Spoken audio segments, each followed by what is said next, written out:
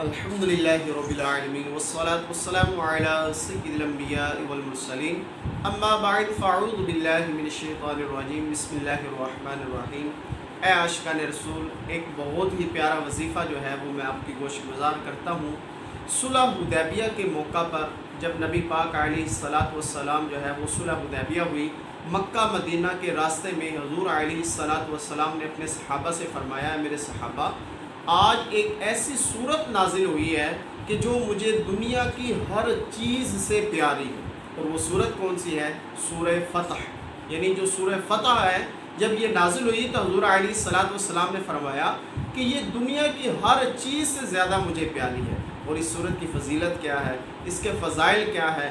اللہ تبارک و تعالیٰ کے پیارے حبیب علیہ الصلاۃ والسلام نے جب اس کی پسندیدگی کا اظہار فرمایا تو روایات میں آتا ہے کہ جو کوئی بندہ ماہ رمضان المبارک کا چاند دیکھ کر سورہ فتح کو 3 مرتبہ پڑھتا ہے، اللہ تبارک و تعالیٰ اس کے رزق میں فراخی فرما دیتا ہے، اللہ تبارک و تعالیٰ اس کا رزق وسیع فرما دیتا ہے، اللہ تبارک و تعالیٰ اس کے رزق میں برکت عطا فرماتا ہے۔ تو آج 29 شعبان ہے، امید ہے کہ آج رمضان کا چاند نظر آ جائے گا، تو آپ سے التجا ہے کہ آپ بھی سورہ فتح جو ہے یہ چاند کو دیکھ کر 3 مرتبہ پڑھیں اور دوسروں کو بھی اس کی ترغیب دلائیں۔ اللہ تبارک و تعالی ہم سب کا حامی و ناصر ہو۔ اللہ تبارک و تعالی رزق میں برکتیں عطا فرمائے۔ ماہ رمضان میں خوب عبادات کریں، دعاؤں میں یاد رکھیں۔ السلام علیکم ورحمۃ اللہ۔